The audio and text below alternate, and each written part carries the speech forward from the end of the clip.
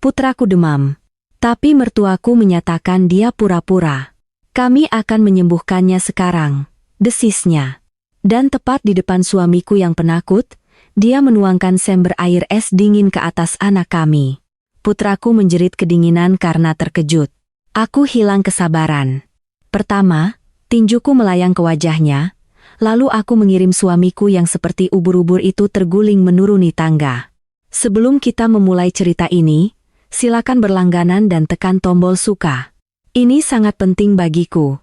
Ini akan membantuku membuat lebih banyak cerita seperti ini. Dan sekarang, nikmati ceritanya. Bunyi bip tajam dari termometer digital memecah keheningan ruangan. Indah tersentak dan meraih nakas tempat perangkat putih kecil itu tergeletak di atas piring kecil di samping segelas air. 38,7 degrees, kroma. Angka-angka di layar menyala merah mengancam, membenarkan ketakutannya yang terburuk. Dia dengan lembut menyentuh dahi Bayu yang berusia 5 tahun. Panas dan kering. Putranya gelisah dalam tidurnya. Pipinya memerah dengan rona tidak sehat, dan rambut pirangnya, yang biasanya berantakan ceria, menempel di kulitnya yang berkeringat. SST, anakku sayang. SST, bisik Indah, menyesuaikan selimut yang kusut. Dia telah duduk di samping tempat tidurnya selama 3 jam sejak dia bangun, batuk dan mengeluh kedinginan. Malam perlahan-lahan surut, di luar jendela apartemen mereka di Jakarta, fajar November yang muram mulai menyingsing. Suaminya, Bagus, tidur nyenyak di sofa di ruang tamu. Baru tadi malam, ketika Indah memberitahunya bahwa suhu Bayu naik, dia mengabaikannya. Oh, ayolah. Dia hanya kena flu di tempat penitipan anak. Beri dia minuman jahe dan dia akan baik-baik saja. Tidak perlu panik. Baginya, itu selalu panik. Kecemasan apapun yang dia rasakan, kekhawatiran apapun terhadap kesehatan putra mereka, dia anggap sebagai kerepotan berlebihan dan hipokondria. Bagus sendiri, sepertinya, terbuat dari baja. Dalam 4 tahun pernikahan mereka, dia tidak ingat dia sakit lebih serius daripada pilek. Dia umumnya mendekati banyak hal dalam hidup dengan sikap ringan, hampir filosofis, terutama hal-hal yang membutuhkan usaha. Indah berdiri diam-diam dan pergi ke dapur. Dia perlu menyiapkan beberapa sirup penurun demam. Sebagai seorang asisten apoteker, dia tahu bahwa suhu setinggi ini perlu diturunkan, terutama pada anak-anak. Saat dia menuangkan cairan merah muda kental ke dalam sendok takar, dia berpikir tentang bagaimana dia harus menelepon tempat kerja lagi. Manajernya di apotek, seorang wanita yang ketat tapi adil, akan mengerti. Tentu saja, mengambil cuti sakit untuk merawat anak adalah hak suci, tetapi Indah merasa canggung. Dia baru saja kembali dari cuti melahirkan dan sedang berusaha membuktikan dirinya sebagai karyawan yang bertanggung jawab. Dia dengan lembut membangunkan Bayu. Sayang, kamu harus minum obatmu. Anak itu dengan mengantuk membuka matanya, mengerutkan kening dengan kesal, tetapi dengan patuh menelan sirup itu. Sekarang cobalah tidur lagi, bisik Indah, mencium dahinya yang panas.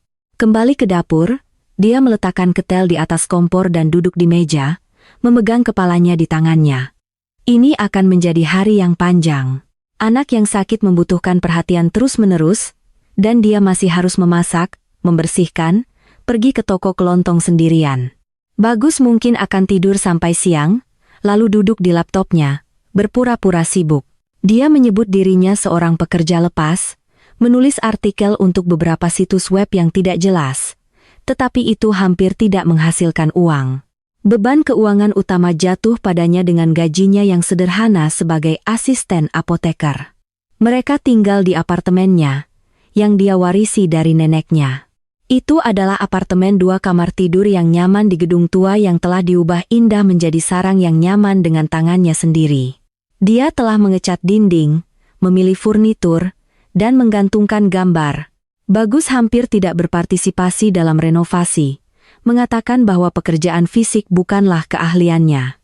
Keahliannya adalah ide dan proyek. Selama 2 tahun sekarang, dia berada dalam keadaan pencarian kreatif, berjanji bahwa dia akan segera meluncurkan startup brilian yang akan membuat mereka kaya. Awalnya, Indah mempercayainya, lalu dia berharap. Dan sekarang dia hanya lelah. Telepon di meja bergetar. Mertuanya, Bu Lestari, Indah tegang di dalam. Panggilan pada pukul 7 pagi tidak pertanda baik. Halo, Indah. Sayang, senang sekali mendengar suaramu. Nada suara mertuanya seperti biasa. Manis sekali, tapi dengan nada metalik. Aku tidak membangunkanmu, kan? Tidak, Bu Lestari. Kami sudah bangun. Bayu sedang tidak enak badan. Tidak enak badan? Keraguan yang tidak terselubung bergema dalam suara Bu Lestari. Ada apa kali ini? Satu lagi dari eksagerasimu. Kamu selalu membesar-besarkan masalah kecil. Indah mengertakkan gigi. Dia demam 38,7 derajat. Apa masalahnya? Mertuanya mencemooh.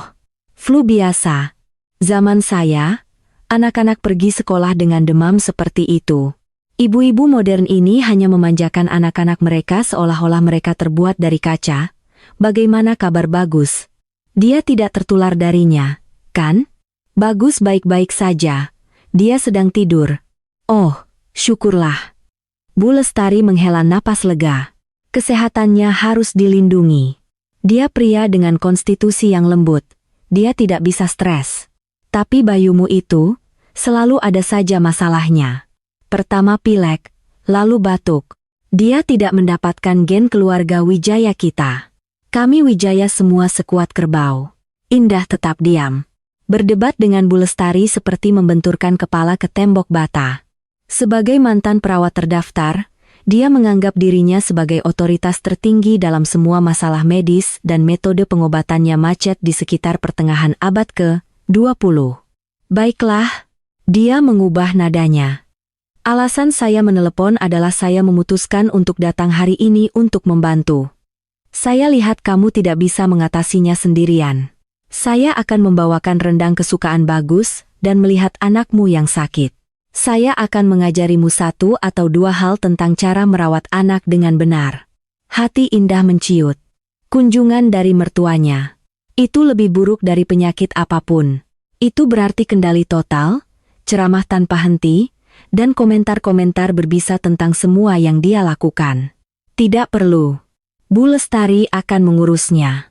Dia mencoba menolak. Tidak ada pembahasan. Mertuanya membentak. Anakku lapar. Cucuku sakit. Dan dia bilang dia akan mengurusnya. Harapkan saya datang makan siang. Saluran telepon terputus dengan serangkaian bunyi bip pendek. Indah meletakkan telepon dan menutupi wajahnya dengan tangannya. Mengapa? Oh, mengapa harus hari ini? Dia pergi ke ruang tamu. Bagus meregangkan tubuh dengan mewah di sofa. Siapa yang menelepon sepagi ini?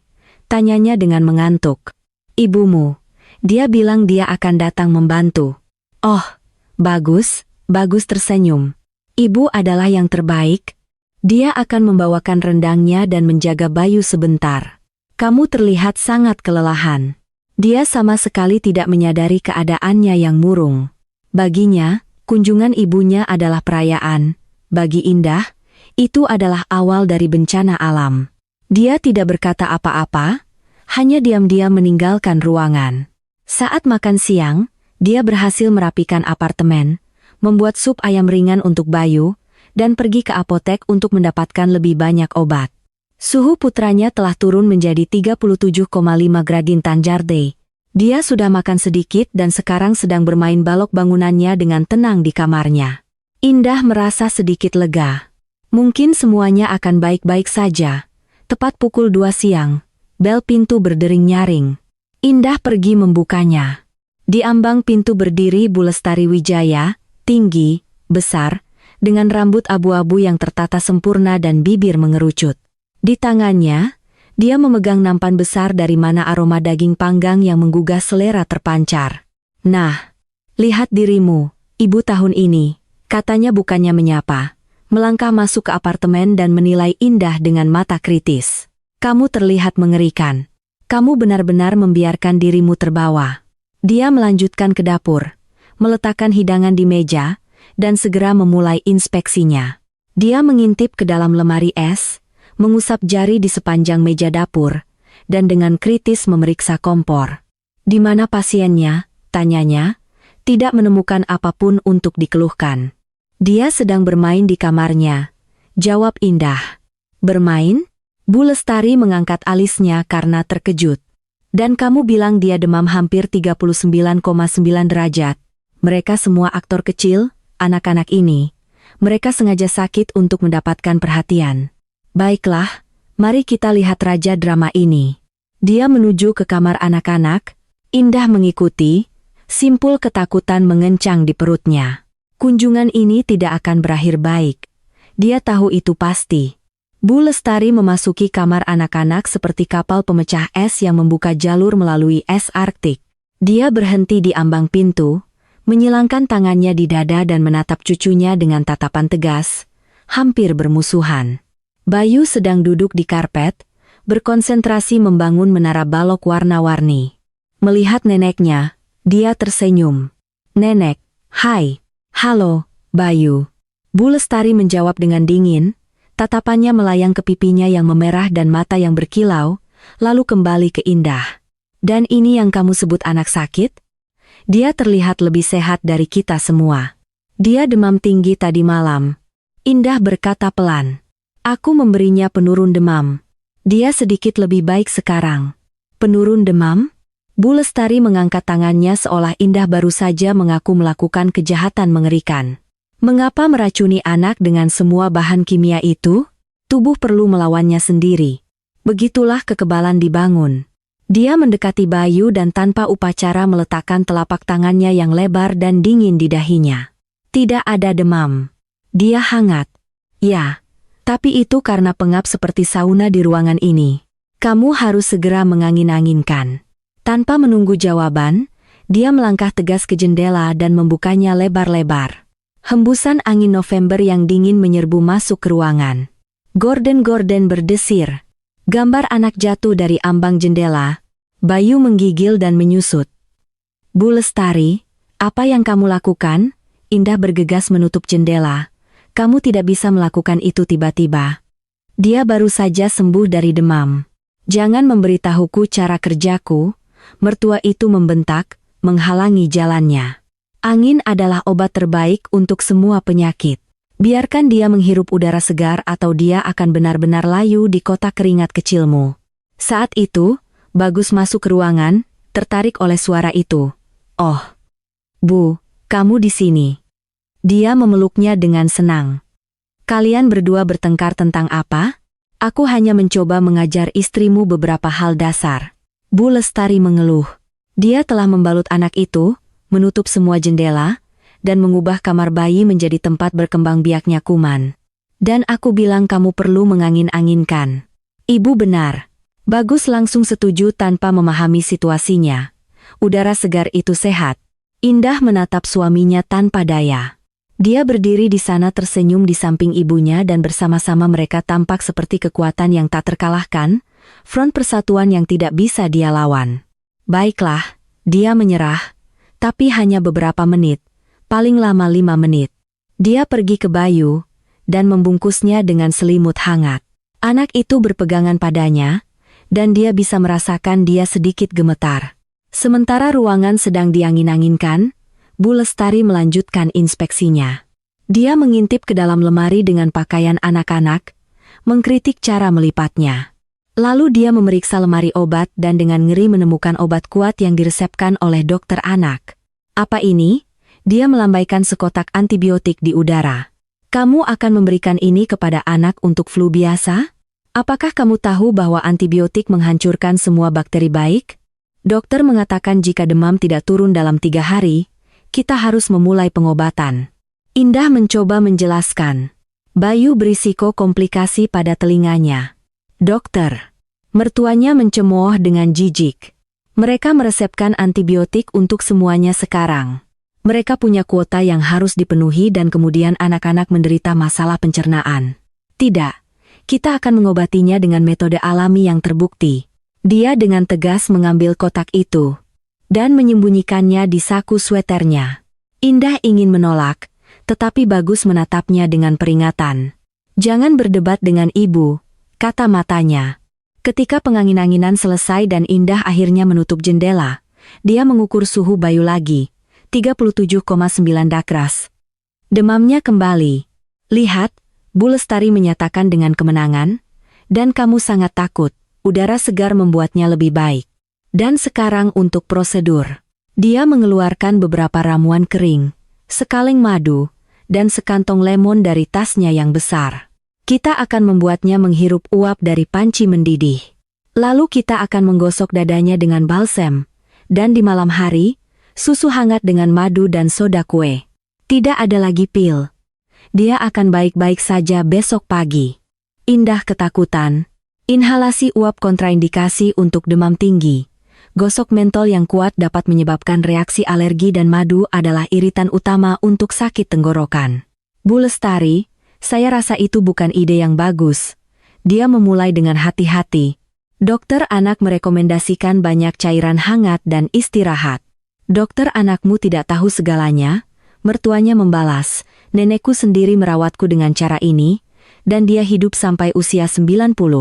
Kalian dengan metode baru kalian ini hanya membahayakan anak-anak kalian. Bu, mungkin jangan uapnya. Bagus menyela dengan ragu. Saya ingat pernah terbakar olehnya ketika saya masih kecil. Itu karena kamu gelisah. Ibunya menatapnya dengan tegas. Tapi Bayu anak yang baik. Dia akan diam. Benar, cucu? Bayu, mendengar namanya, hanya berpegangan lebih erat pada Indah. Dia menatap neneknya yang tangguh dan persiapan misteriusnya dengan ketakutan. Indah menyadari bahwa berdebat tidak ada gunanya. Dia memutuskan untuk mencoba taktik yang berbeda. Baiklah, katanya. Mari kita coba metode Anda, tetapi pertama-tama kita harus makan siang. Bayu mungkin lapar. Dia berharap bahwa saat makan siang dia bisa mengalihkan perhatian mertuanya, dan kemudian ketika dia duduk untuk menonton sinetron sorenya, dia bisa memberikan obat putranya tanpa terlihat.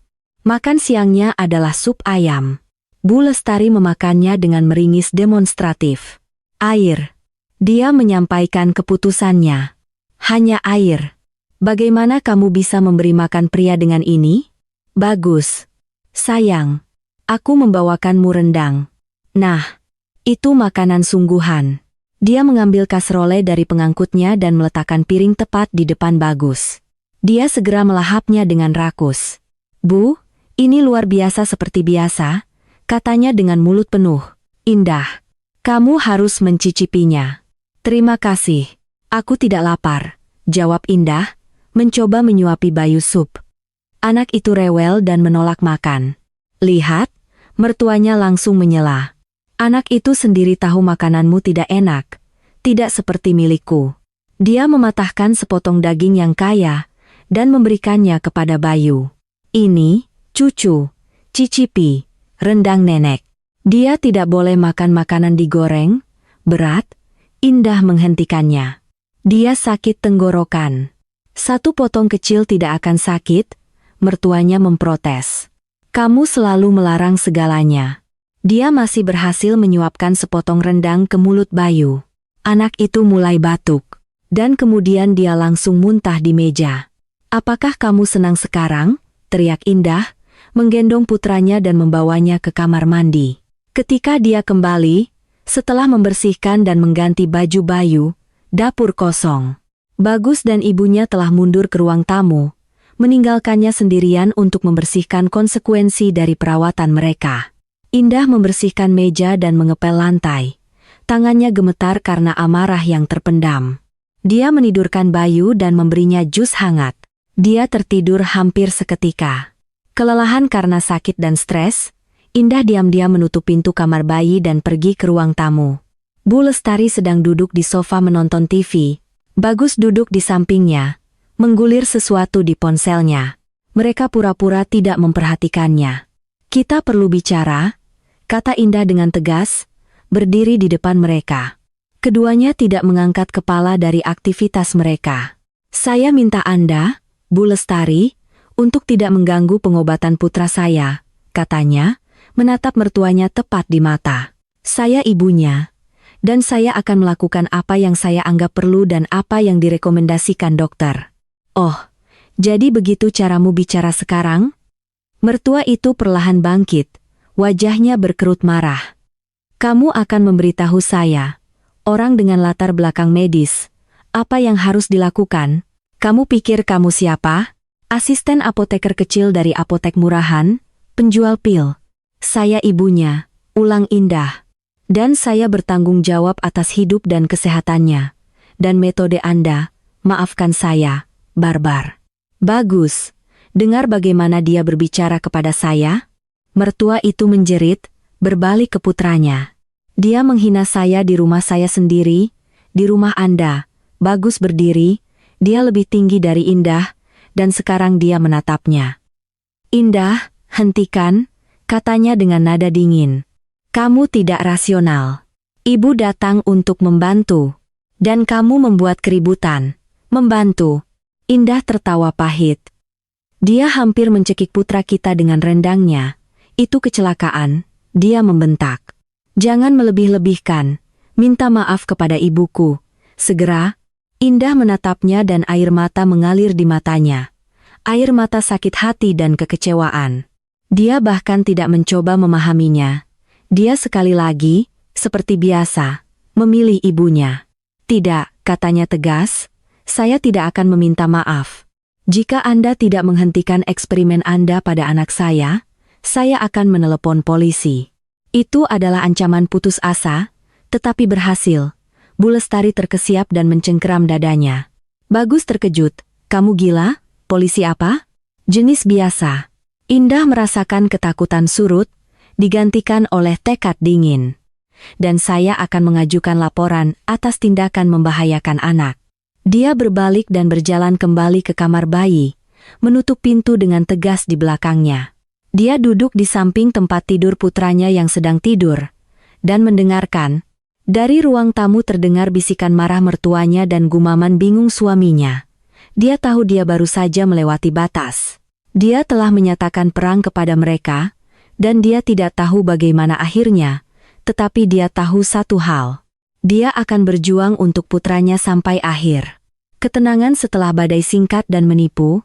Indah duduk di kamar bayi selama hampir 1 jam, mendengarkan suara-suara di luar pintu mereda. Dia berharap ancamannya berhasil, bahwa mereka akan meninggalkan dia dan Bayu dengan damai, tetapi dia salah. Ketika dia diam-diam membuka pintu untuk pergi ke dapur mengambil air, dia melihat suaminya dan mertuanya duduk di meja, berbicara dengan suara rendah. Mereka terdiam ketika melihatnya. Wajah Bu Lestari adalah topeng kebencian yang tidak terselubung. Bagus menatapnya dengan celaan, seolah dia pengkhianat. Kami memutuskan, dia memulai dengan nada formal, bahwa kamu perlu istirahat. Kamu terlalu stres dan kelelahan. Ibu dan aku akan merawat Bayu sendiri. Maksudmu sendiri? Indah tidak mengerti. Tepat seperti itu, mertuanya menyela. Kamu akan pergi dan berbaring di kamarmu, dan kami akan merawat anak itu dengan cara kami. Jantung Indah berdegup kencang. Saya tidak akan kemana-mana. Saya akan tetap bersama putra saya. Indah, jangan keras kepala, kata Bagus, dan nada mengancam masuk ke dalam suaranya. Kami sudah memutuskan. Ini untuk yang terbaik, terutama untuk Bayu. Dia tidak membutuhkan ibu yang histeris. Dia berdiri dan berjalan ke arahnya, tampaknya berniat untuk secara paksa membawanya ke kamar tidur. Jangan sentuh aku, teriak Indah, mundur. Saya tidak akan meninggalkan anak saya. Dia berlari kembali ke kamar bayi dan mencoba mengunci pintu, tetapi Bagus lebih cepat. Dia menyelipkan kakinya di celah, mencegah pintu menutup, lalu membukanya dengan paksa. Cukup dramanya, desisnya, mencengkeram lengannya, jari-jarinya meremas seperti penjepit. Lepaskan. Kamu menyakitiku. Kamu akan ke kamar tidur dan kamu akan tetap di sana sampai kamu tenang. Dia menyeretnya menyusuri lorong. Bu Lestari mengikuti dengan seringai kemenangan di wajahnya. Bagus, bersikaplah lembut padanya. Dia berceloteh dengan tidak tulus, kelelahan saraf. Mereka mendorongnya ke kamar tidur dan menutup pintu. Indah mendengar kunci berputar di lubang kunci. Mereka telah menguncinya. Dia melemparkan dirinya ke pintu, menggoncangkan pegangan, memukul dengan tinjunya. Biarkan saya keluar, Anda tidak punya hak. Saya akan menelepon polisi. Silakan saja telepon, terdengar suara mengejek mertuanya dari balik pintu. Ponselmu ada pada suamimu. Kita lihat bagaimana kamu mengaturnya. Indah melihat sekeliling dengan putus asa. Ponselnya memang ada di meja dapur. Mereka sudah bertahun-tahun tidak memiliki telepon rumah. Dia terjebak. Dia berlari ke jendela. Lantai 3. Melompat adalah kegilaan. Berteriak. Siapa yang akan mendengarnya di tengah hari? Semua orang sedang bekerja. Dia bergegas kembali ke pintu. Bagus, buka, tolong. Apa yang akan kamu lakukan pada Bayu? Mengobatinya. Mertuanya berteriak balik. Cara yang benar, bukan cara dokter palsu Anda meresepkan. Indah mendengar Bayu mulai menangis. Dia sudah bangun. Mami, panggilnya. Mami, kamu di mana? Aku di sini, sayang. Aku akan segera ke sana. Teriak Indah, air mata mengalir di wajahnya. Dia mendengar mertuanya masuk ke kamar bayi. Mendengar dia mulai mengatakan sesuatu dengan nada dingin. Memerintah, tangisan Bayu semakin keras. Indah mondar-mandir di ruangan seperti binatang buas yang terkurung, tidak tahu harus berbuat apa. Dia mencoba mendorong pintu hingga terbuka, tetapi pintu tua yang kokoh itu tidak bergeming. Dia mencari sesuatu yang berat di ruangan itu, sesuatu untuk mendobrak kunci, tetapi tidak ada yang cocok. Waktu berjalan lambat dengan menyakitkan. Tangisan putranya akan reda, lalu berlanjut dengan kekuatan baru. Indah duduk di lantai, telinganya menempel di pintu, gila karena ketidakberdayaan dan ketakutan. Beberapa jam pasti telah berlalu. Apartemen menjadi sunyi. Terlalu sunyi. Indah menajamkan telinganya. Tidak ada tangisan, tidak ada suara. Apa yang terjadi di luar? Dia mulai membanting pintu lagi. Bagus, Bu Lestari. Ada apa dengan Bayu? Mengapa dia diam? Senyap. Panik melanda dirinya seperti gelombang es. Dia melompat dan mulai mondar-mandir lagi, dan kemudian matanya tertuju pada ruang penyimpanan di atas pintu. Di dekat langit-langit, segala macam barang rongsokan disimpan. Kotak-kotak tua, ornamen Natal, perkakas. Dia menyeret kursi ke pintu dan memanjatnya.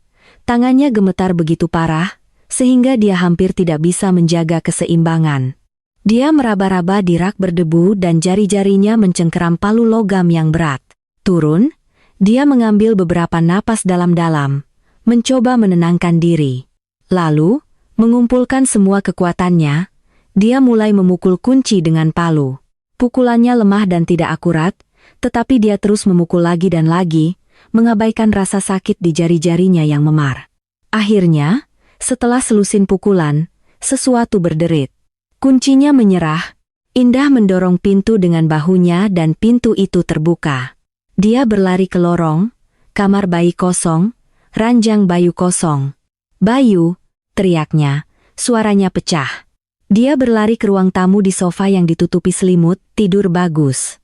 Sebotol brandy kosong dan sisa rendang diletakkan di meja kopi di depannya dan mertuanya. Di mana putranya? Indah berlari ke suaminya yang sedang tidur dan mulai mengguncangnya di bahu. Bagus, bangun. Di mana Bayu? Dia bergumam sesuatu yang tidak jelas dan berbalik. Dalam keputusasaan, Indah melihat sekeliling dan melihat tas mertuanya di kursi. Dia bergegas ke sana, mengobrak-abrik isinya. Dan di sana, di bagian bawah, di antara tisu dan pil, dia menemukan apa yang dia cari, sebuah telepon. Dia berlari ke dapur dan menialnya 112. Halo, 112, anak saya. Dia demam tinggi. Dia hilang. Suaranya pecah. Dia tidak bisa menjelaskan dengan benar apa yang terjadi, dan kemudian dia mendengar suara pintu depan terbuka. Bu Lestari masuk sendirian. Di mana putra saya? Indah menyerbu ke arahnya, mencengkeram keras sweternya. Tenang, kamu histeris. Mertua itu dengan jijik mendorongnya menjauh. Putramu tidur di kamar kami. Indah berlari ke kamarnya sendiri, yang dia tinggalkan pagi itu. Bayu memang terbaring di tempat tidurnya. Dia pucat, bernapas berat dengan suara berderak. Pakaiannya basah kuyup. Apa yang kamu lakukan padanya? Indah berbalik ke mertuanya, yang berdiri di ambang pintu. Tidak ada yang istimewa. Dia menyeringai, hanya sedikit digosok dengan alkohol seperti yang seharusnya, dan kemudian kompres air dingin. Cara terbaik untuk menurunkan demam. Indah berlari ke putranya, menyentuh dahinya. Itu sedingin es, tetapi tubuhnya di bawah piyama basah terbakar. Dia meraih termometer. 39,9 degrees Celcius. "Apa kamu gila?" teriaknya. "Itu bisa menyebabkan kejang pembuluh darah. Kamu seorang perawat, kamu harus tahu itu." "Omong kosong." Mertuanya melambaikan tangannya. "Saya selalu melakukannya dengan cara ini. Saya juga merawat Bagus seperti ini. Dan lihat, dia tumbuh baik-baik saja." Saat itu, Bagus yang terhuyung-huyung, baru bangun tidur, masuk ke ruangan. "Ada apa dengan semua teriak-teriakan ini? Ibumu hampir membunuh putra kita." Indah menunjuk Bayu. "Lihat apa yang dia lakukan padanya." Bagus menatap anak yang basah dan sesak napas, lalu ke ibunya. "Bu, mungkin ini bukan ide yang bagus," tanyanya dengan ragu. "Itu ide yang bagus," Bu Lestari membentak. "Jangan dengarkan dia, nak. Dia tidak tahu apa-apa tentang kedokteran." Pintu depan terbuka dan dua paramedis dengan tandu dan seorang dokter, seorang wanita muda berseragam, masuk ke apartemen. "Siapa yang menelepon 112? Bagaimana situasinya?" "Saya." Indah bergegas ke arahnya. "Anak saya demam hampir 40 derajat. Mereka menggosoknya dengan alkohol dan air dingin. Dia sesak napas." Dokter dengan cepat pergi ke Bayu, mulai memeriksanya, mendengarkan napasnya. "Oke, kita harus membawanya ke rumah sakit sekarang." Dia memerintahkan para medis. Kemungkinan kejang demam dan tanda-tanda awal edema paru. Dia berbalik ke Bu Lestari. "Apakah Anda yang merawatnya seperti ini?" Saya hanya mencoba membantu." Dia tergagap. "Anda hampir membunuh anak ini." Suara dokter terdengar tegas. "Menggunakan metode barbar seperti itu di abad ke-21, saya terpaksa akan melaporkan ini ke Dinas Perlindungan Anak." Bu Lestari pucat dan ambruk ke kursi. Bagus berdiri membeku, tidak dapat mengucapkan sepatah kata pun. Para medis dengan hati-hati memindahkan Bayu ke tandu. "Nyonya, Anda akan ikut kami," kata dokter kepada Indah. Indah mengangguk. Dia mengenakan mantel pertama yang dia temukan dan mengikuti para medis. Di pintu, dia berbalik dan menatap suami dan mertuanya. Dua patung membatu membeku dalam kengerian atas apa yang telah mereka lakukan. "Saya tidak akan membiarkan ini berlalu," katanya pelan tapi jelas. "Anda akan mempertanggungjawabkan ini." Dan dia berjalan keluar, membanting pintu di belakangnya. Pintu menuju kehidupan masa lalunya. Ambulans melaju kencang di jalanan malam. Sirenenya melolong saat membelah kegelapan. Indah duduk di samping tandu, memegang tangan kecil Bayu yang lunglai. Dia tidak menangis. Air mata telah mengering, hanya menyisakan perasaan bersalah dan kemarahan yang dingin dan membakar jiwa. Rasa bersalah karena tidak bisa melindungi anaknya. Kemarahan pada mereka yang telah membawanya ke keadaan ini. Para medis, seorang wanita muda bernama Intan, berbicara cepat melalui radionya, mendaftar gejala dan meminta ICU anak disiapkan. Lalu dia berbalik ke Indah. "Jangan khawatir," katanya dengan lembut tapi tegas. "Kami akan melakukan semua yang kami bisa. Yang penting adalah Anda menelepon kami tepat waktu. Setengah jam lagi, 1 jam lagi, dan konsekuensinya bisa tidak dapat diubah." "Ini salah saya." Indah berbisik. Saya tidak tahu, mendobrak pintu lebih cepat." "Anda tidak bersalah." Intan menggelengkan kepalanya. "Yang bersalah adalah mereka yang menempatkan anak ini dalam kondisi seperti ini. Mertua Anda adalah seorang profesional medis, Anda bilang. Seorang mantan perawat. Lebih buruk lagi baginya," kata para medis itu dengan muram. "Dia tidak mungkin tidak menyadari risiko kejang pembuluh darah perifer dari pendinginan cepat seperti itu. Itu pengetahuan medis dasar." Di rumah sakit, sebuah tim sudah menunggu mereka. Bayu segera dibawa ke unit perawatan intensif anak. Indah diminta menunggu di lorong. Dia merosot ke kursi plastik keras dan menutupi wajahnya dengan tangannya. Waktu berhenti, Dia duduk di koridor yang bergema dan berbau antiseptik itu, dan setiap detik terasa seperti keabadian. Dia berdoa kepada setiap Tuhan yang belum pernah dia percayai agar putranya yang kecil selamat. 1 jam kemudian, seorang dokter keluar dari ICU. Seorang pria tua berambut abu-abu dengan mata lelah tapi baik. Kondisinya serius tapi stabil, katanya, duduk di sampingnya.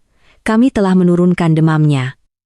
Kami berhasil mencegah kejang, tetapi ada tanda-tanda edema yang berkembang di paru-paru.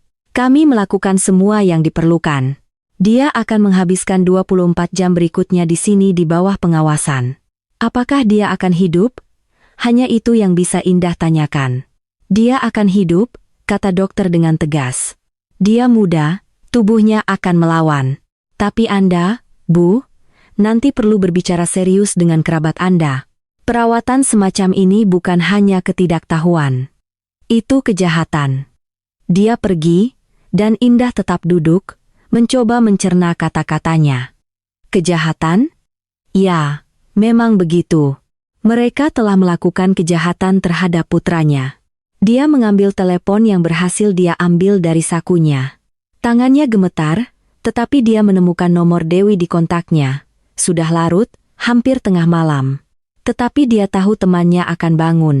Dewi? Suaranya pecah. Bayu di ICU, apa? Suara terkejut terdengar dari ujung telepon. Apa?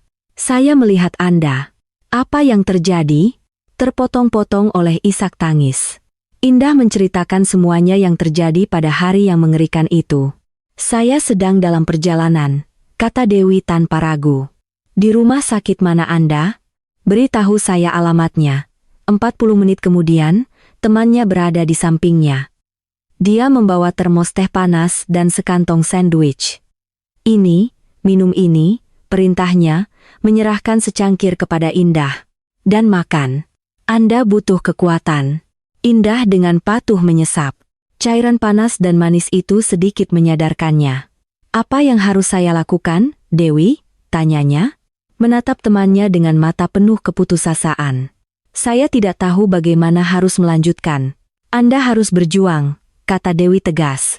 Anda harus berjuang untuk diri sendiri dan untuk Bayu. Dia duduk di sampingnya, meletakkan lengannya di bahunya. Dengarkan saya baik-baik, Indah. Apa yang mereka lakukan bukan hanya pertengkaran keluarga. Itu kriminal. Anda harus mengajukan laporan polisi. Polisi? Indah takut. Tapi bagus, dia suami saya, ayah Bayu. Lalu apa? Dewi menatapnya tepat di mata. Apakah itu memberinya hak untuk melukai anaknya sendiri? Dan ibunya? Dia seorang perawat. Dia tahu persis apa yang dia lakukan. Tapi mereka akan mengatakan saya mengarang semua ini. Bahwa saya hanya wanita histeris. Dan kita punya bukti. Dewi berdebat dengan sengit. Kita punya laporan para medis. Kesaksian dokter ICU dan kita punya Bayu sendiri yang hampir meninggal karena perawatan mereka. Dia memegang tangan Indah. Indah, pahami ini. Jika Anda membiarkan ini berlalu sekarang, mereka tidak akan pernah berhenti. Mereka akan berpikir mereka bisa lolos dari apapun. Hari ini, mereka hampir membunuh Bayu. Bagaimana dengan besok? Mereka akan mengambilnya dari Anda seperti yang mereka rencanakan. Indah tersentak, mengingat percakapan yang tidak sengaja didengar. Bagaimana Anda tahu itu? Anda sendiri yang memberitahu saya. Anda hanya lupa dalam mimpi buruk ini. Dewi berbicara cepat, meyakinkan. Mereka ingin membuktikan Anda adalah ibu yang tidak cakap, sehingga mereka bisa mengambil apartemen dari Anda. Itu tujuan mereka. Dan mereka tidak akan berhenti sampai mencapai itu. Indah menatap temannya dan perlahan semuanya mulai terangkai di benaknya. Ya, Dewi benar. Ini bukan hanya insiden terisolasi. Ini adalah bagian dari rencana mereka. Sebuah rencana yang kejam, sinis. Apa yang harus saya lakukan? Tanyanya. Saat ini, tidak ada. Dewi menggelengkan kepalanya. Saat ini, yang penting adalah Bayu. Kita akan tetap di sini sampai dokter mengatakan krisis telah berakhir. Dan besok pagi, kita akan pergi ke kantor polisi, dan saya akan ikut dengan Anda. Saya akan menjadi saksi Anda. Mereka duduk di koridor rumah sakit sepanjang malam. Beberapa kali dokter keluar untuk melaporkan bahwa kondisi Bayu stabil dengan kemajuan positif. Paginya dia dipindahkan ke bangsal anak-anak biasa. Indah diizinkan melihatnya. Dia terbaring di tempat tidur rumah sakit yang besar. Kecil, pucat, terbelit kabel dan infus, tetapi dia bernapas dengan teratur, tenang. Ketika dia melihat ibunya, dia berhasil tersenyum lemah. "Mami," Indah berlutut di samping tempat tidurnya, mengambil tangannya, dan menempelkan pipinya ke sana. "Aku di sini, cintaku. Aku akan selalu bersamamu." Dia tinggal bersamanya selama sekitar 1 jam sampai seorang perawat datang dan mengatakan dia perlu istirahat. Ketika dia keluar ke koridor, dia melihat Dewi berbicara di telepon. "Ya, saya mengerti. Terima kasih." Dia menutup telepon dan berbalik ke Indah. "Saya berbicara dengan seorang teman saya. Dia seorang pengacara. Dia bilang, kita punya kasus yang sangat kuat. Yang utama adalah melakukan segalanya sesuai prosedur. Dia bersedia menangani kasus kita." "Kasus kita?" "Tentu saja, kasus kita." Dewi mengangguk. "Apakah kamu pikir aku akan membiarkanmu melalui ini sendirian?" Mereka meninggalkan rumah sakit. Matahari pagi menyilaukan setelah malam tanpa tidur. "Ayo," kata Dewi, membuka pintu mobilnya. "Kemana?" "Ke tempatku dulu. Kamu perlu mandi, ganti baju, dan tidur setidaknya sebentar, lalu ke polisi." Di kantor polisi, seorang detektif muda menemui mereka. Dia mendengarkan cerita Indah dengan penuh perhatian, mengajukan pertanyaan klarifikasi. Dewi duduk di sampingnya, sesekali menyela dengan istilah hukum yang membuat detektif itu menatapnya dengan hormat. "Saya akan mengambil pernyataan Anda," katanya ketika Indah selesai. "Kami akan segera memulai penyelidikan.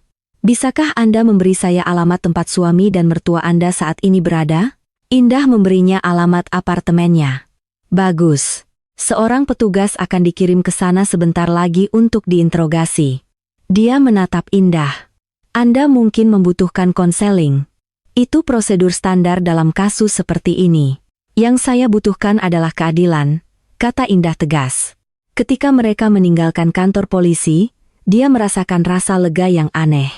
Dia telah mengambil langkah pertama, yang tersulit. Tidak ada jalan kembali sekarang. Dia tahu bahwa interogasi, konfrontasi, dan kasus pengadilan menantinya. Bahwa Bagus dan ibunya akan berbohong, berbelit-belit, dan mencoba menggambarkannya sebagai penjahat. Tapi dia tidak lagi takut. Dia memiliki teman setianya, seorang pengacara berpengalaman. Dan yang terpenting, kebenaran ada di pihaknya, dan kebenaran layak diperjuangkan. Kembali ke apartemen Dewi, Indah merasakan sisa-sisa kekuatannya meninggalkannya. Adrenalin yang membuatnya terus berjalan selama 24 jam terakhir surut, meninggalkan kekosongan yang berdering dan kelelahan yang luar biasa. "Kamu perlu tidur," kata Dewi, menyeduh teh kental. "Aku akan menelepon rumah sakit dalam beberapa jam untuk memeriksa Bayu. Kamu pergi berbaring." Indah tidak membantah. Dia pergi ke kamar tamu, yang telah disiapkan temannya dengan cermat, dan ambruk ke tempat tidur. Tidur datang seketika, lebat dan tanpa mimpi. Dia terbangun karena Dewi dengan lembut mengguncang bahunya. "Indah, bangun. Aku menelepon rumah sakit. Bayu baik-baik saja. Kondisinya stabil, dan dia bahkan meminta makanan." Indah duduk, mencoba mencerna apa yang didengarnya. Bayu meminta makanan, itu pertanda baik. Juga, Dewi ragu-ragu. Detektif menelepon, Indah tegang. "Apa katanya?" "Mereka pergi ke apartemenmu. Mereka menginterogasi suami dan mertuamu. Mereka menyangkal semuanya." Dewi menghela napas.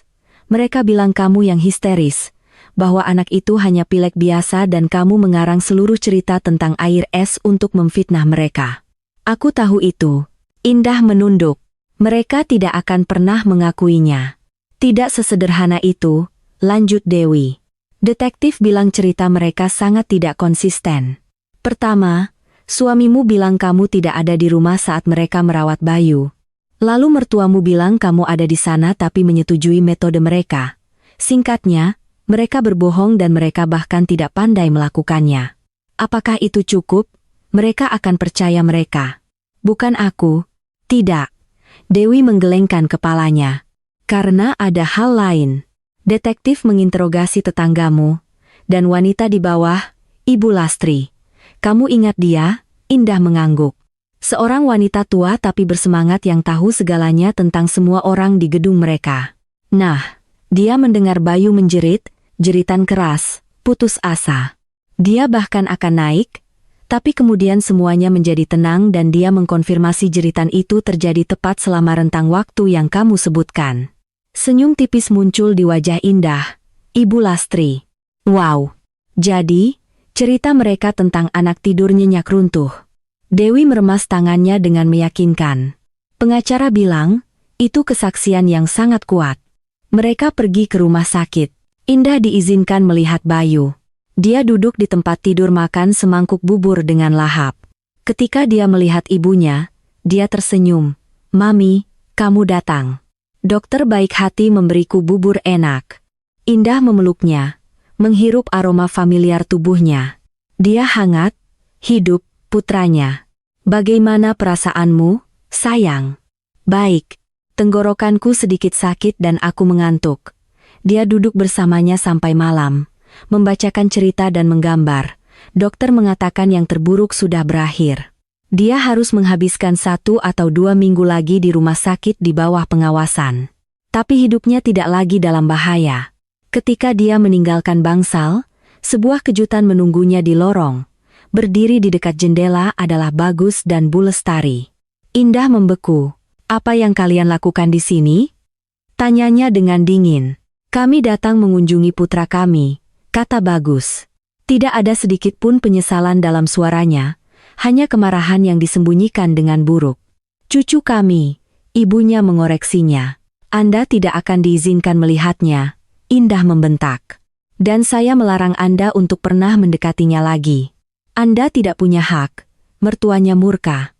Kami keluarganya. Anda hampir merenggut nyawanya, teriak Indah. Pasien di lorong mulai melirik dengan rasa ingin tahu. Pelankan suaramu, desis Bagus, meraih sikunya. Jangan membuat keributan. Indah menarik lengannya. Jangan sentuh saya, pergi atau saya akan memanggil satpam.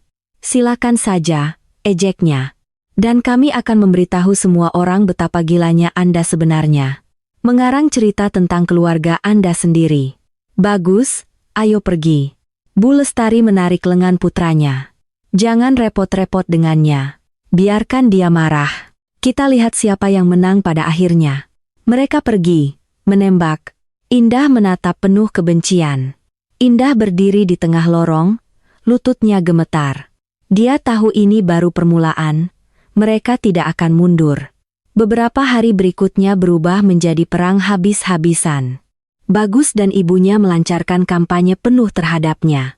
Mereka menelepon orang tuanya, memberitahu mereka bahwa Indah telah kehilangan akal sehatnya, bahwa dia telah meninggalkan anaknya yang sakit dan melarikan diri dari rumah. Ayahnya, seorang pria dengan integritas kuno, tidak percaya sepatah kata pun. Tapi ibunya khawatir dan mulai menelepon Indah, memohonnya untuk sadar dan tidak menghancurkan keluarganya. Kemudian mereka mulai bekerja pada kenalan bersama mereka. Indah mengetahui dari teman-teman bahwa Bagus memberitahu semua orang bahwa dia telah bergabung dengan semacam sekte, bahwa dia berada di bawah pengaruh orang lain, sindiran yang jelas untuk Dewi, dan bahwa dia sangat khawatir tentang kesehatan mentalnya. Pukulan terendah adalah kunjungan mereka ke tempat kerjanya. Mereka datang ke apotek pada saat tersibuk hari itu.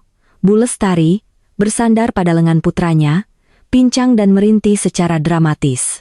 Indah, sayang, pulanglah. Dia memulai tepat di pintu masuk di depan pelanggan dan kolega yang terkejut. Maafkan kami jika kami menyinggung Anda dengan cara apapun, tetapi Anda tidak bisa melakukan ini. Anak itu sakit. Suami Anda menderita.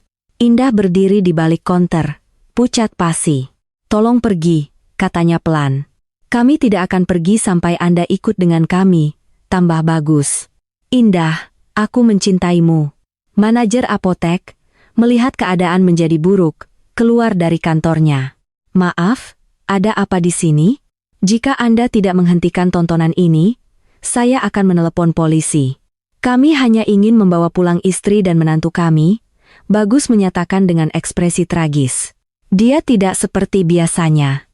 Saya baik-baik saja, kata Indah tegas, melangkah keluar dari balik konter.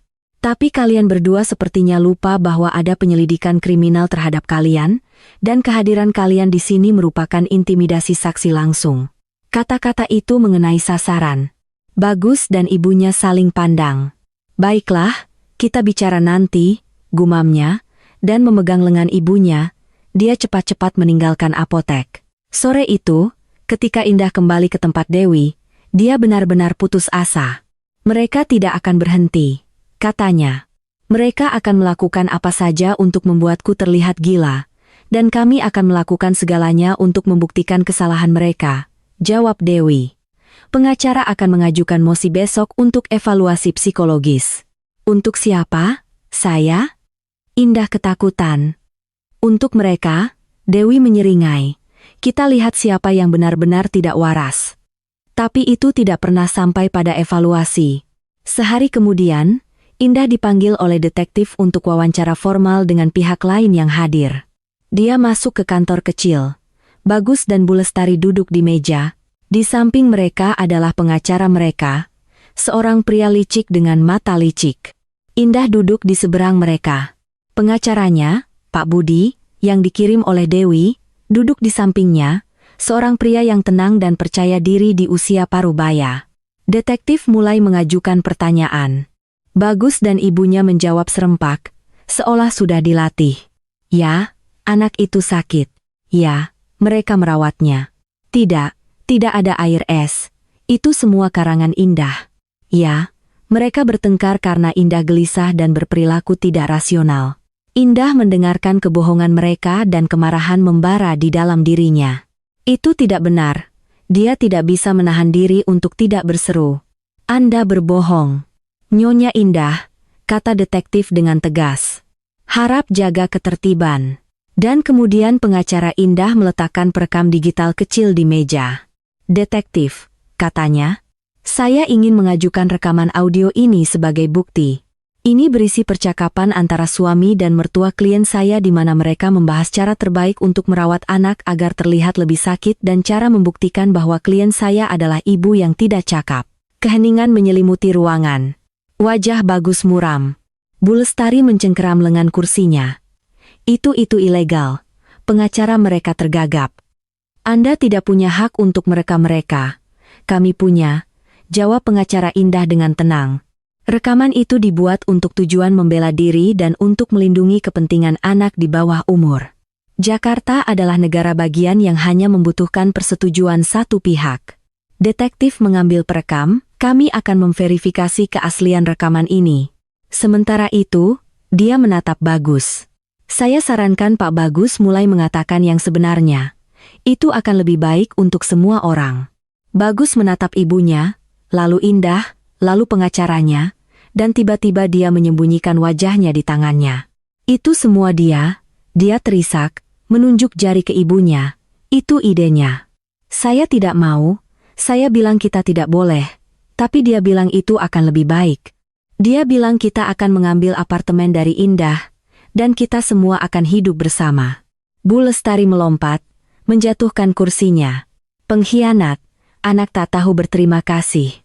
Saya melakukan segalanya untukmu dan kamu. Diam, detektif membentak.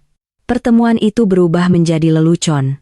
Ibu dan anak berteriak satu sama lain, saling menuduh melakukan setiap dosa yang bisa dibayangkan. Para pengacara mencoba menenangkan mereka sementara Indah hanya duduk dan diam-diam menonton sirkus itu.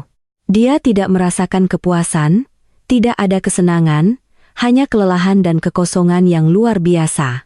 Di sanalah mereka, keluarga terdekatnya, menyedihkan dan tidak jujur, siap untuk saling menjatuhkan hanya untuk menyelamatkan kulit mereka sendiri.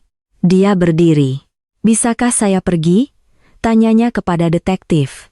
Ya, dia mengangguk, menatap keluarga Wijaya dengan jijik. Kami akan menelepon Anda jika kami membutuhkan Anda. Indah keluar dari kantor tanpa melihat ke belakang. Di belakangnya, Dia masih bisa mendengar teriakan dan isak tangis, tetapi itu tidak ada hubungannya dengannya lagi. Melangkah keluar dari kantor polisi, Indah menarik napas dalam-dalam, hampir kejang. Udara dingin dan bersih. Itu membakar paru-parunya, menyadarkannya kembali. Dia berdiri di tangga, melihat orang-orang terburu-buru melakukan pekerjaan mereka, dan untuk pertama kalinya dalam beberapa hari, dia merasakan mimpi buruk mulai mereda. "Apakah Anda baik-baik saja?" Pengacaranya, Pak Budi, berhenti di sampingnya. "Ya," dia mengangguk. "Saya pikir begitu." Mereka menyerah, dia menyatakan, menyalakan rokok. "Suamimu itu lemah. Dia akan terus menyalahkan ibunya untuk menyelamatkan dirinya, dan ibunya pada gilirannya akan melakukan hal yang sama padanya." Kasus klasik. Apa yang terjadi sekarang? Sekarang penyelidikan akan berjalan cepat. Pengakuan dari salah satu pihak yang didukung oleh rekaman audio dan kesaksian saksi praktis adalah kasus yang sudah selesai. Saya pikir itu akan segera diserahkan ke kantor kejaksaan. Mereka terdiam sejenak. "Anda perlu memikirkan gugatan perdata," lanjut Pak Budi. "Perceraian, pembagian harta, dan pemutusan hak asuh orang tua." "Pembagian harta itu sederhana," kata Indah dengan senyum pahit. "Tidak ada yang perlu dibagi. Kondominium ini milik saya, begitu juga mobilnya. Adapun hak asuh orang tuanya, saya tidak tahu. Dia masih ayah Bayu, seorang ayah yang membiarkan ibunya sendiri hampir membunuh putranya." Pengacara itu menatapnya dengan terkejut. "Indah, jangan naif. Pria ini berbahaya. Jika bukan secara fisik, maka secara moral. Dia lemah, mudah dipengaruhi, dan selama ibunya ada dalam gambar, dia akan selalu menjadi ancaman bagi Anda dan putra Anda." Kata-kata pengacara itu kasar tapi adil. Indah tahu dia benar. "Saya akan memikirkannya," katanya. Dia pergi ke rumah sakit. Kondisi Bayu jauh lebih baik. Dia sudah dipindahkan dari unit perawatan intensif ke bangsal anak-anak biasa. "Mami," dia memeluk lehernya ketika dia masuk. "Kapan kita pulang? Aku bosan di sini." "Segera, cintaku," Indah memeluknya erat. "Dokter bilang, hanya beberapa hari lagi dan kita akan keluar." Dia menghabiskan sepanjang hari bersamanya. Mereka membaca, menggambar, dan menonton kartun di tablet yang dibawa Dewi. Indah menatap putranya yang ceria, hampir sehat dan bersyukur bahwa semuanya berjalan baik. Sore itu, ketika dia kembali ke apartemen Dewi, kejutan lain menantinya. Orang tuanya berdiri di depan pintu. "Bu, Pak." Dia bergegas memeluk mereka. "Oh, sayang," ibunya menangis. "Kami tahu segalanya," teriak Dewi. "Mengapa kamu tidak memberitahu kami lebih awal?" "Saya tidak ingin membuatmu khawatir." "Tidak ingin membuatmu khawatir?" ayahnya berseru. "Putriku dikunci di kamar. Cucuku dilukai, dan dia tidak ingin membuat kami khawatir." Mereka pergi ke dapur. Orang tuanya membawa sekantong penuh makanan buatan sendiri. Ibunya langsung mulai sibuk di sekitar kompor. "Saya tidak akan meninggalkanmu sendirian di kota ini lagi," kata ayahnya dengan tegas. "Duduk di meja, kemasi barang-barangmu. Kamu akan ikut tinggal dengan kami." "Tapi Pak, saya punya pekerjaan. Bayu punya tempat penitipan anak. Kamu akan mencari pekerjaan baru." Dia memotongnya. "Dan kami akan mencari tempat penitipan anak. Yang penting adalah kamu akan aman bersama kami." Indah tidak tahu harus berkata apa. Di satu sisi, dia tahu orang tuanya benar. Dia tidak ingin kembali ke apartemennya di mana semuanya mengingatkannya pada apa yang telah terjadi. Di sisi lain, dia tidak ingin menjadi tergantung lagi, hidup di bawah sayap orang tuanya. "Beri saya waktu," pintanya. "Saya perlu menyelesaikan masalah di sini, perceraian, kasus pengadilan, dan kemudian saya akan memutuskan." Persidangan Bagus dan Bu Lestari Wijaya berlangsung 2 bulan kemudian. Itu adalah proses yang cepat, hampir formal. Bagus, yang sepenuhnya mengakui kesalahannya dan bekerja sama dengan penyelidikan, menerima 1 tahun masa percobaan. Bu Lestari, yang menyangkal keterlibatannya sampai akhir dan mencoba menggambarkan dirinya sebagai korban, menerima 2 tahun masa percobaan atas tindakan membahayakan anak dan perbuatan ceroboh. Selain itu, pengadilan memerintahkan mereka untuk membayar Indah 100 juta rupiah sebagai ganti rugi atas tekanan emosional. Bagi Indah, itu adalah kemenangan bukan tentang uang, tentu saja, tetapi tentang fakta bahwa keadilan telah ditegakkan. Segera setelah persidangan, dia mengajukan gugatan cerai. Bagus tidak membantah. Dia bahkan tidak muncul di persidangan. Mereka bercerai secara default. Dia memutuskan untuk menunda masalah pemutusan hak asuh orang tuanya untuk saat ini. Pengacaranya menyarankannya untuk menunggu dan melihat bagaimana Bagus berperilaku. Bayu keluar dari rumah sakit 2 minggu setelah kejadian itu. Dokter mengatakan mereka beruntung, komplikasi telah dihindari, tetapi mereka menyarankannya untuk tidak terlalu membebani anak dan fokus pada penguatan sistem kekebalannya. Indah mengambil cuti tanpa bayaran dari pekerjaan, dan seperti yang orang tuanya tegaskan, pindah bersama putranya kembali ke kota kecilnya di tepi Danau Toba. Di sana, dalam kedamaian dan ketenangan, dikelilingi oleh cinta dan perhatian, dia secara bertahap mulai pulih. Dia berjalan-jalan panjang dengan Bayu di sepanjang pantai, menghirup udara segar dan membaca buku. Dia belajar untuk hidup lagi, untuk hidup tanpa rasa takut, tanpa rasa bersalah, tanpa ketegangan terus-menerus. Bagus tidak menelepon. Dia dengan patuh membayar tunjangan anak, sejumlah kecil dari gaji barunya.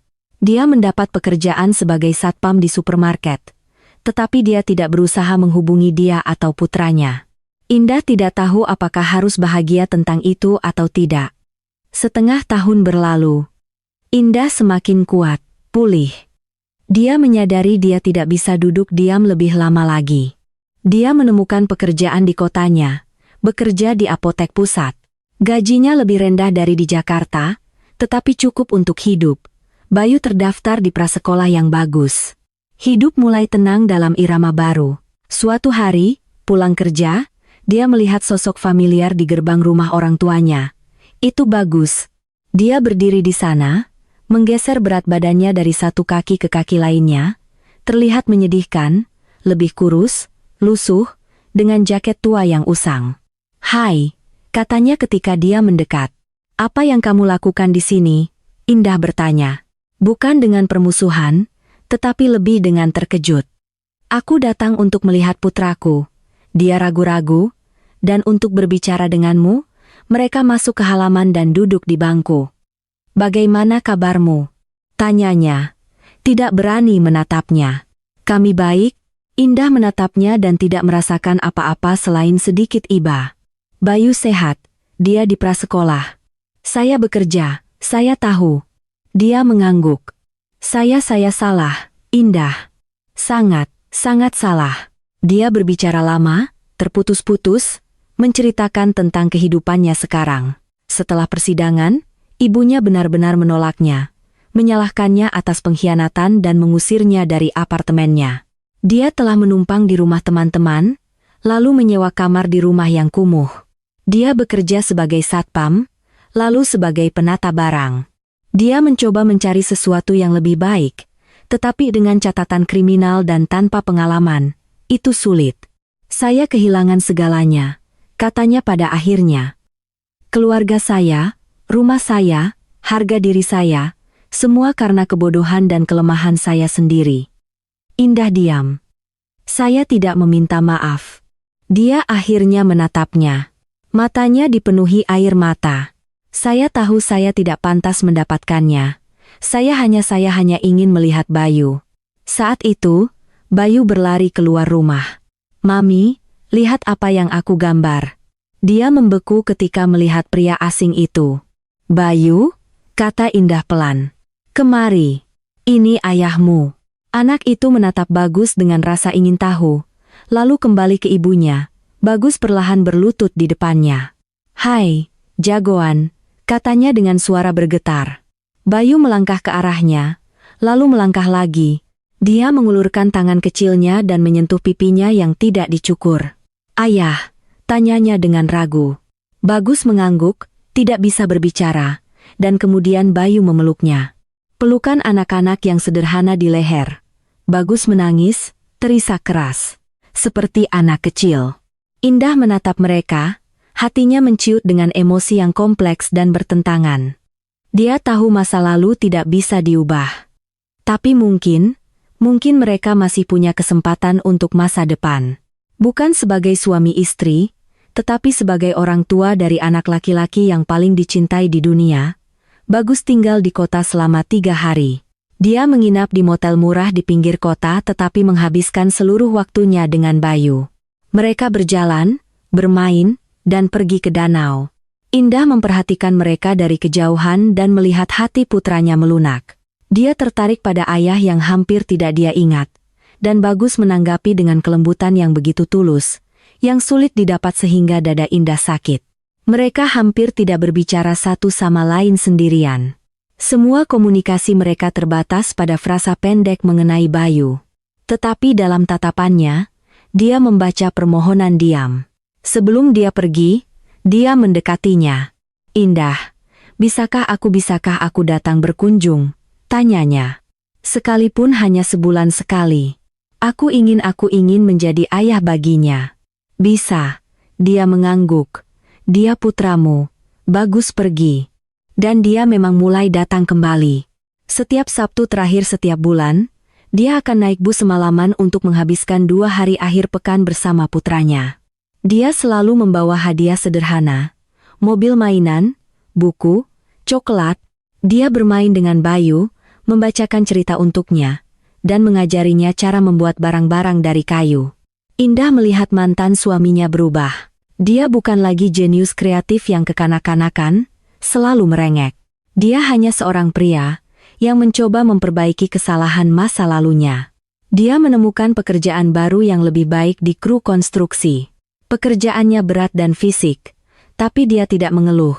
"Kau tahu," katanya kepada Indah suatu kali, "untuk pertama kalinya dalam hidupku, aku merasa seperti melakukan sesuatu yang nyata dengan tanganku sendiri.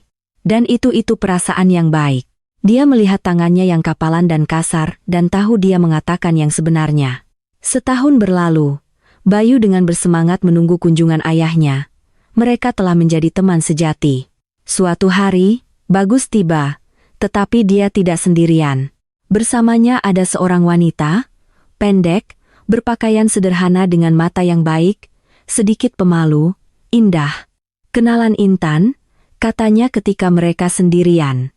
Kami bekerja bersama." Indah menyapa, mencoba menyembunyikan keterkejutannya.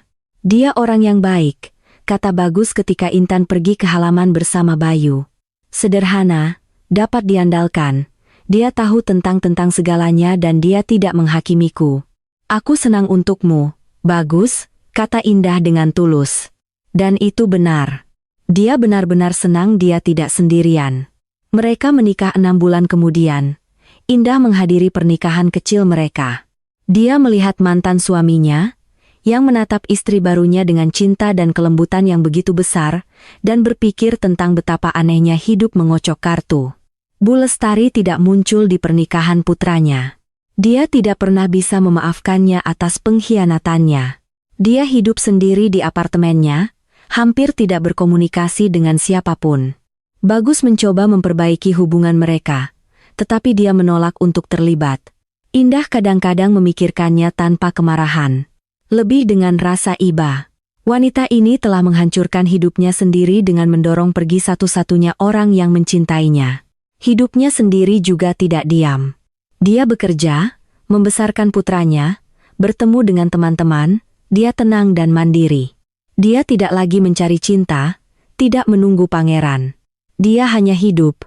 Dan kemudian dia muncul dalam hidupnya. Namanya Aldi. Dia seorang dokter anak tempat dia pernah membawa Bayu untuk pemeriksaan. Pintar, berbudaya, dengan selera humor yang luar biasa dan mata yang sangat baik. Dia langsung cocok dengan Bayu.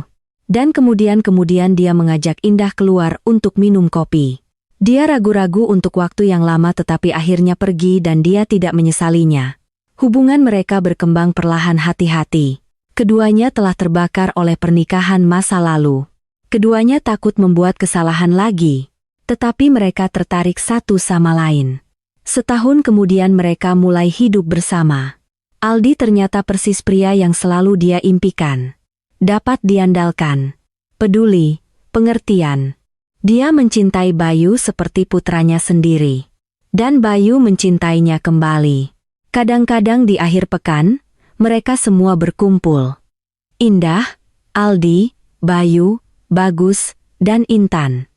Mereka akan pergi ke taman, memanggang barbeque. Mereka adalah pertemuan yang aneh, tetapi sangat hangat, mantan pasangan yang berhasil saling memaafkan dan membangun keluarga baru yang bahagia. Suatu hari, duduk di dekat api, Indah bertemu pandang dengan Intan. "Kamu sangat kuat," katanya pelan. "Mengapa kamu mengatakan itu?" "Aku tidak bisa melakukannya." Intan menggelengkan kepalanya, memaafkan dan melepaskan. Indah tersenyum. "Terkadang untuk bahagia, kamu harus terlebih dahulu belajar memaafkan. Bukan untuk orang lain, tetapi untuk dirimu sendiri." Dia menatap orang-orangnya, suaminya tercinta, Aldi, yang sedang bermain dengan putranya, dan mantan suaminya Bagus, yang dengan lembut memeluk istrinya, dan dia menyadari dia sepenuhnya dan benar-benar bahagia. Jalan menuju kebahagiaan ini panjang dan penuh duri. Tapi dia telah melaluinya, dan sekarang dia tahu pasti, bahkan setelah malam tergelap sekalipun, fajar selalu datang. Yang terpenting adalah jangan pernah menyerah dan percaya pada diri sendiri dan pada orang lain. Jika cerita tentang bagaimana kebahagiaan sejati dapat bangkit dari abu pengkhianatan ini menyentuh jiwamu, jangan lupa tekan tombol suka dan berlangganan saluran ini. Bagikan di kolom komentar. Apakah Anda percaya bahwa cobaan terberat membuat kita lebih kuat? Pendapat Anda sangat penting karena itu menginspirasi terciptanya cerita-cerita baru yang lebih dalam dan lebih hidup.